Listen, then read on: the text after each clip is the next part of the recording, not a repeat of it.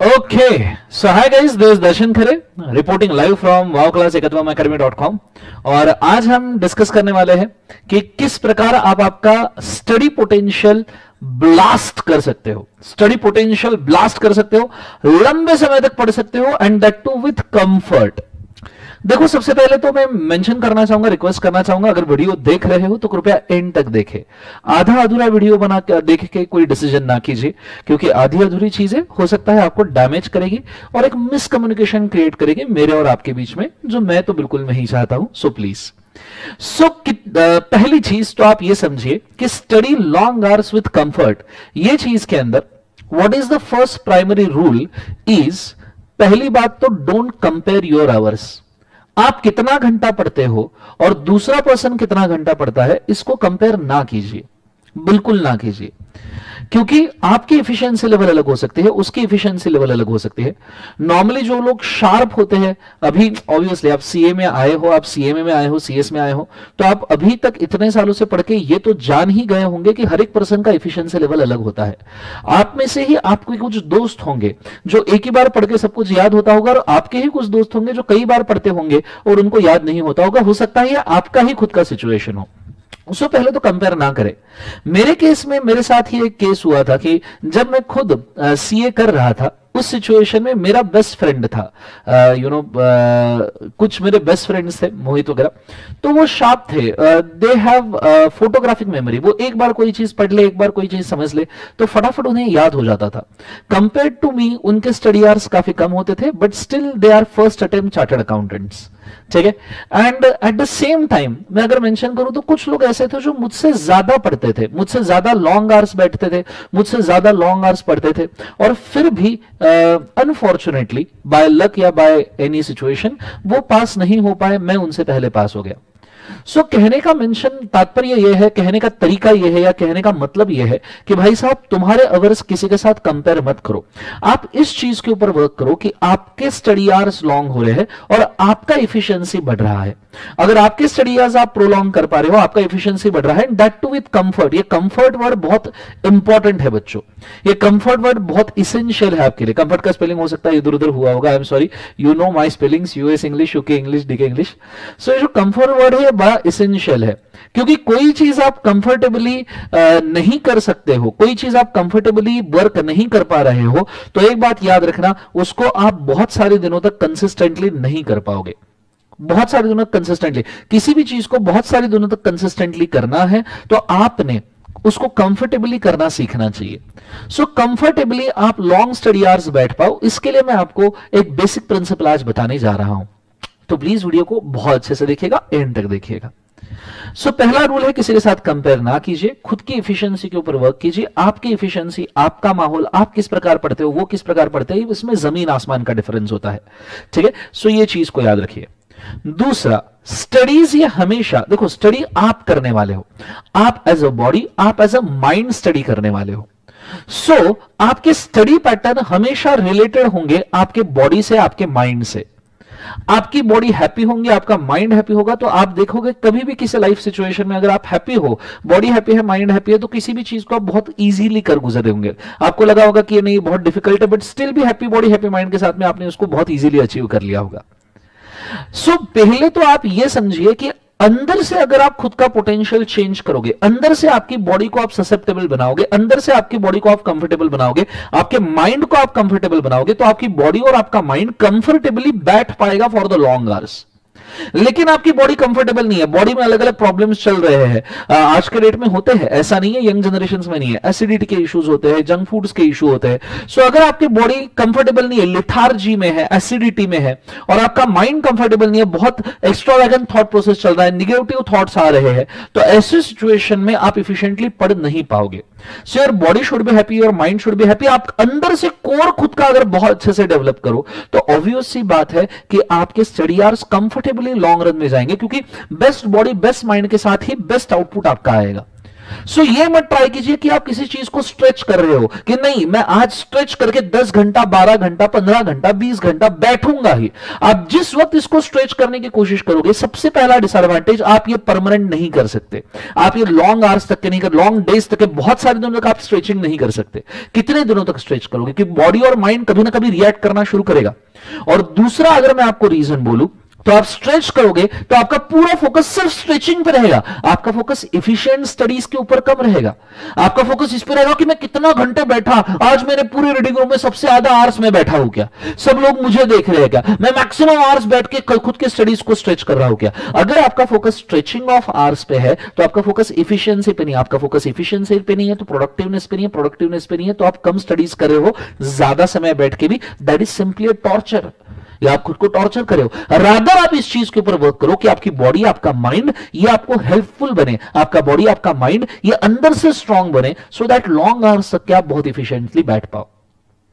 अब happy body happy mind कैसे create होता है? आपने कभी देखा होगा जब आप बॉडी में काफी लाइट फील करते हो, जब भी किसी दिन अगर आप मॉर्निंग वॉक वगैरह करके आ गए, या किसी दिन अगर आपके दिमाग में ज्यादा टेंशन नहीं है, थोड़ा सा लाइट फूड खा लिया, चावल वगैरह खा लिया, ठीक है, तो ऐसे सिचुएशन में जब आपकी बॉडी लाइट होती है ना, that is the happiest body, that is the happiest body, light body. थोड़ा सा एक्सरसाइज किया हुआ है, वॉक किया हुआ है, लाइट खाना खाया है, that is the happiest body. कभी आप ट्राई कीजिएगा, कम लाइट खाना खाना, चावल वगैरह थोड़ा सा सिर्फ, ठीक है, एंड थोड़ा सा वॉक वगैरह, इवनिंग वॉक वगैरह करके आना, your body will be the happiest body. और आपका माइंड सबसे हैप्पी कब होता है? जब आपका माइंड पीसफुल होता है।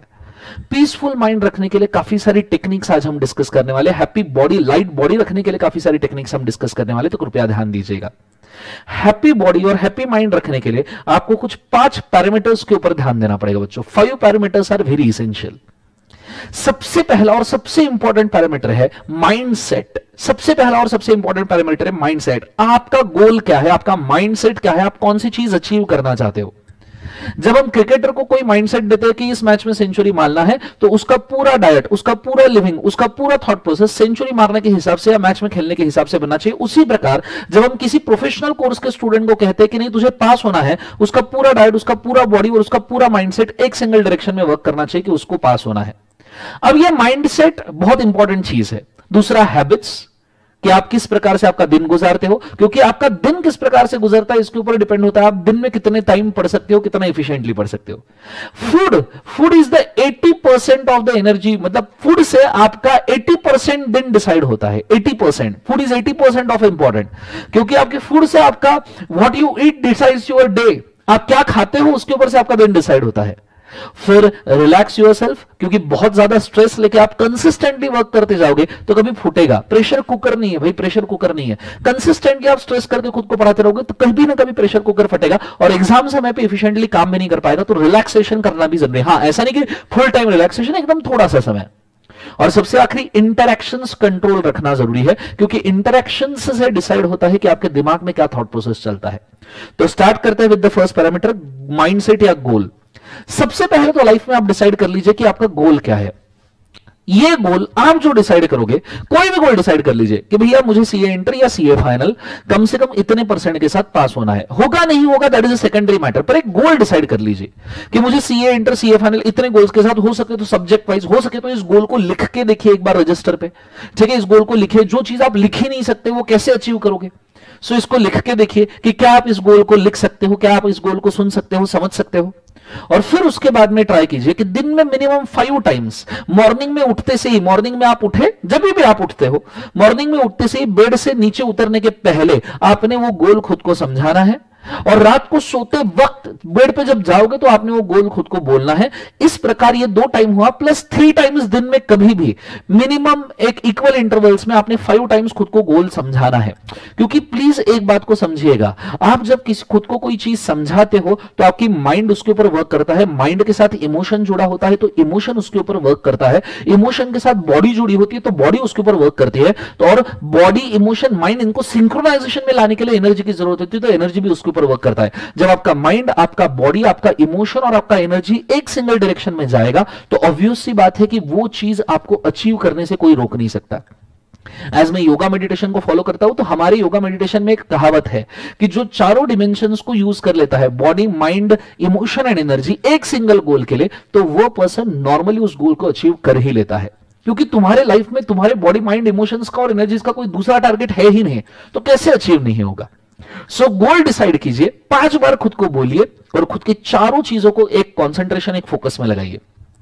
इस चीज को एनहांस करने के लिए दिन भर कोई मोटिवेशनल सॉन्ग्स, खाली समय में मोटिवेशनल सॉन्ग्स और वीडियोस, मोटिवेशनल वीडियोस देखते रहिए कंसिस्टेंटली। मेरे पास अभी भी आज के डेट में मेरी एक मोटिवेशनल सॉन्ग्स की प्लेलिस्ट है। जब भी मैं डाउन फील करता हूं मैं वो प्लेलिस्ट सुनते रहता हूं कंसिस्टेंटली, जिससे मेरे दिमाग में मेरे गोल्स कंसिस्टेंटली चलते रहते हैं। और आप जब ये मोटिवेशनल सॉन्ग सुनो ना, तो day dream, literally day dream करो कि आपको क्या अचीव करना है। खुद को उस एरिया में, उस पिक्चर में लिटरली इमेजिन करो जब आप ये मोटिवेशनल सॉन्ग सुन रहे हो। जब आप खुद उसको पिक्चर कर सकते हो तब आप उसको अचीव कर सकते हो। और सबसे आखिरी, try to be happy in every problem. कैसा भी लाइफ में प्रॉब्लम आए, कितना भी खतरनाक आए, जस्ट सिंपल, प्रॉब्लम आया, प्रेशर आ रहा है, ओके, पेशेंस एंड स्माइल। ठीक है, you know smile is such a therapy कि आप फुल स्ट्रेसफुल सिचुएशन में एक सिंपल स्माइल आपके अंदर का केमिकल रिएक्शन चेंज कर सकता है। साइंटिफिकली प्रूव्ड है कि फुल स्ट्रेस सिचुएशन में just giving a smile changes a chemical reaction. और ये कंसिस्टेंट आप स्माइल करते रहो तो you won't even believe this कि आपके अंदर इतना अच्छा फीलिंग आना शुरू हो जाएगा कि आप ऑटोमेटिकली स्ट्रेस भूल के स्टडीज करना शुरू कर दोगे। सो पहले तो माइंडसेट बनाइए, खुद का गोल खुद को 5 बार बताइए, मोटिवेशनल सॉन्ग्स, वीडियोस, प्लेलिस्ट लगा के खुद को इमेजिन कीजिए कि आपको कौन सा गोल चाहिए, and at the same time आप हैप्पी रहने की कोशिश कीजिए किसी भी लाइफ सिचुएशन में। फिर दूसरे पैरामीटर के ऊपर जाते हैं हैबिट्स। आपके स्टडी हैबिट्स को पहचानिए। बहुत सारे बच्चों के बीच में तकलीफ ये होता है कि वो खुद के स्टडी हैबिट्स को आज तक पहचान ही नहीं पाए।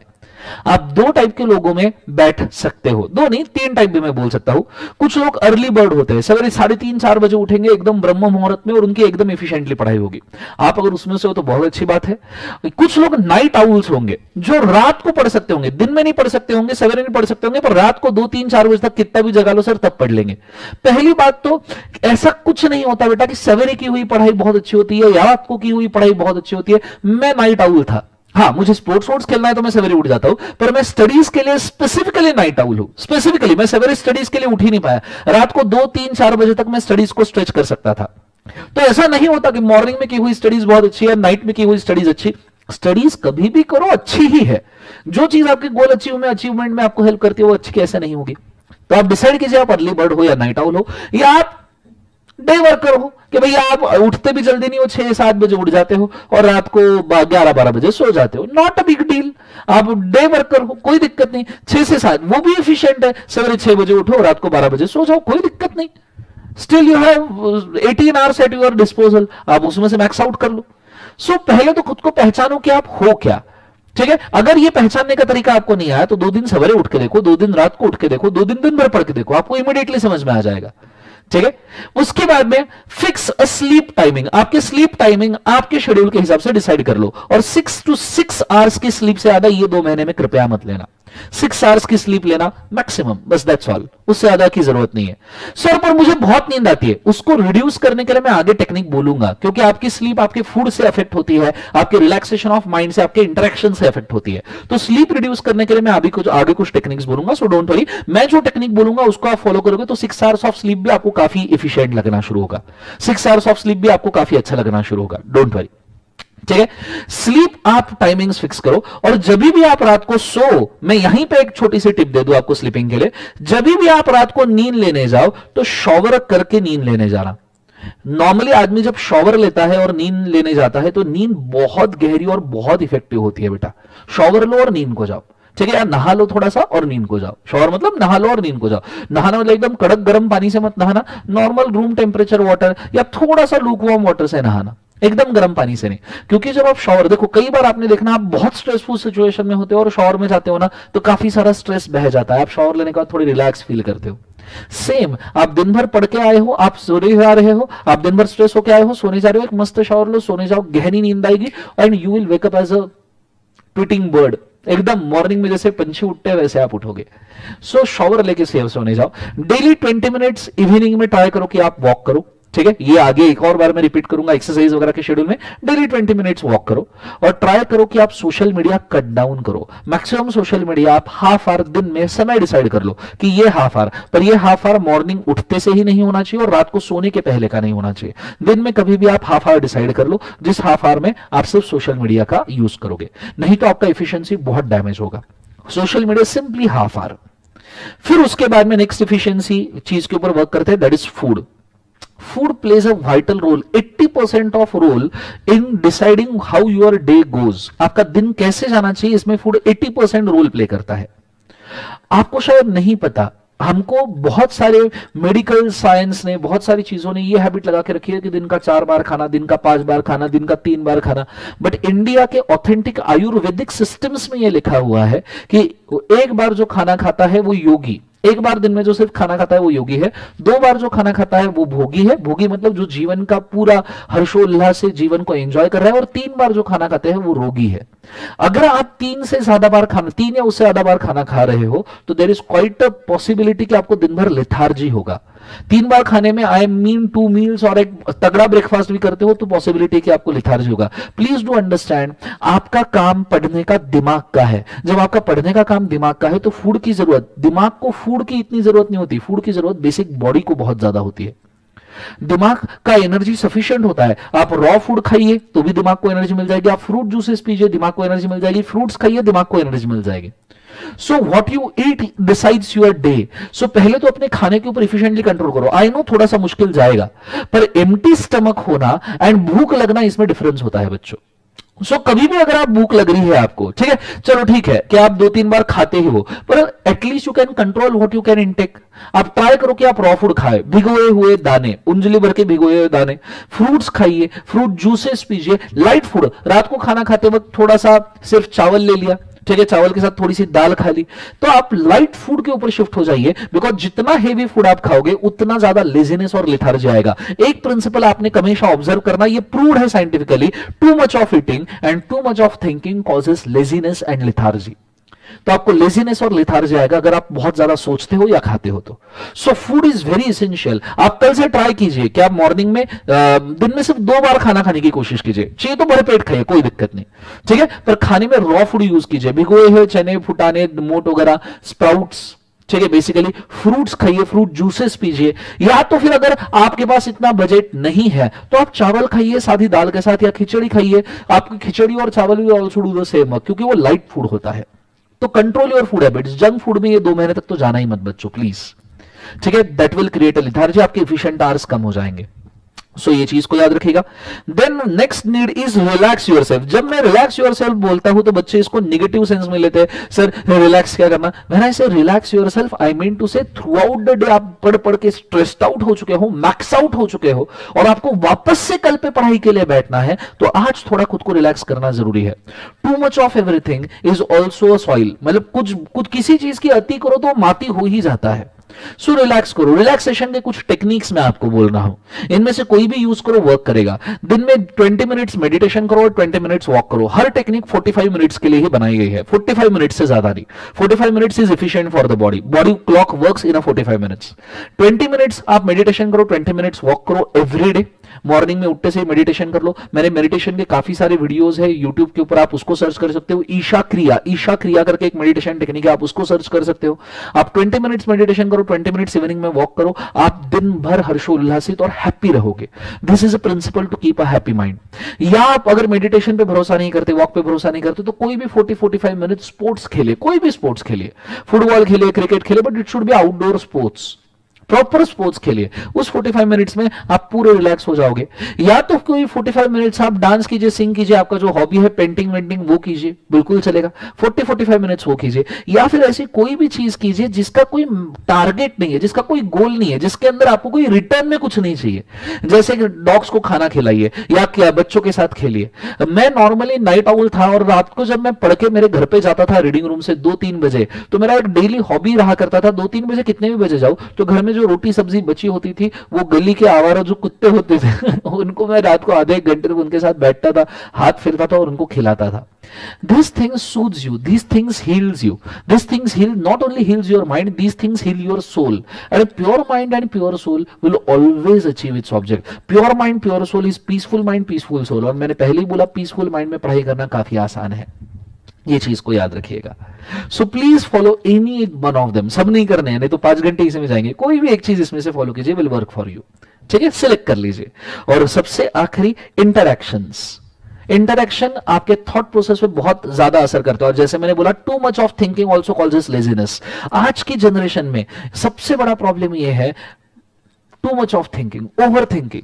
सो अगर आपको ओवर थिंकिंग से बचना है तो पहले तो पिछली सब चीजें तो करिए ही करिए, प्लस ओवर थिंकिंग से बचना है तो निगेटिव लोगों से दूर रहिए, निगेटिव स्टूडेंट से दूर रहिए। कुछ लोग होते हैं ब्रैगर्स, जो पढ़ते कम है और आपको तकलीफ ज्यादा देके जाते हैं, पहले तो उनसे दूरी बना लीजिए। ठीक है, पढ़ते कम है, तकलीफ ज्यादा देते, चलो पढ़ते भी ज्यादा होंगे और तकलीफ भी दे रहे तो भी दूरी बनाइए। होगा भाई, तू पढ़ने वाला होगा, हो सकता है तू रैंक वैंक ला ले, पर तू भाई मुझसे दूर रहे।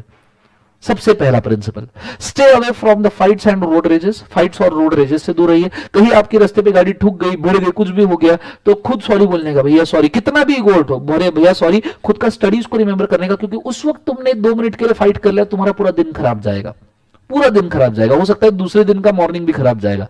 तो खुद को मालूम है कि उसका गलती है, मालूम है सामने वाले का गलती है, खुद के स्टडीज को इमेजिन करो, खुद की डिग्री को इमेजिन करो, तुम्हारे नाम के पहले सीए लगना, ये बहुत इंपॉर्टेंट है compare to that 2 minutes fight. So हाथ जोड़ो, बोलो सॉरी भैया, खुद निकल जाओ।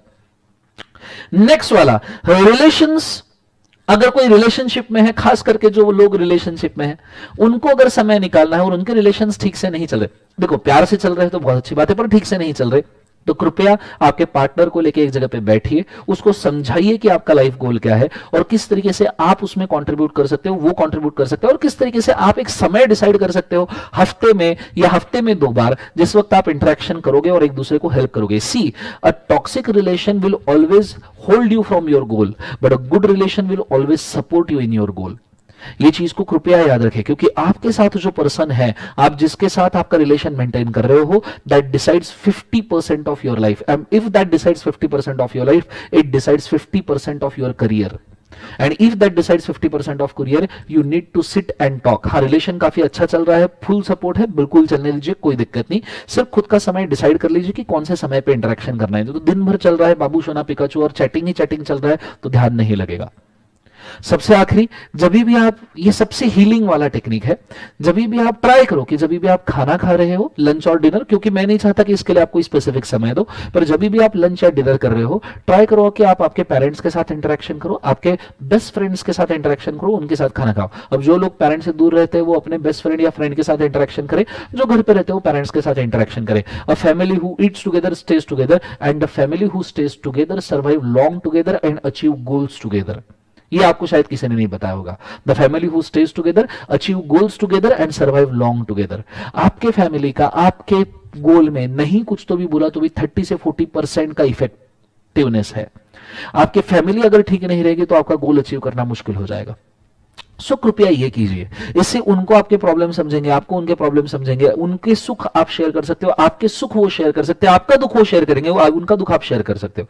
हाँ, अगर ऐसा सिचुएशन आपके फैमिली में है ही नहीं या नेगेटिव वगैरह है तो ठीक है, उनसे फिर दूर रहिए। अगर फैमिली में, ऐसा नहीं कि सब केस में होता है, 1% फैमिली के केस में कुछ नेगेटिविटी चल रही है या फ्रेंड्स में नेगेटिविटी चल रही है तो ट्राई करो कि आप उसमें डिस्टेंस बनाओ। See, violence is never an option. Try करना कि जिसके साथ नहीं पटती उसको पहले प्यार से समझाओ, नहीं तो कंपैशन से समझाओ, नहीं तो फिर दूरी बना लो। वायलेंस करने की कोई जरूरत नहीं।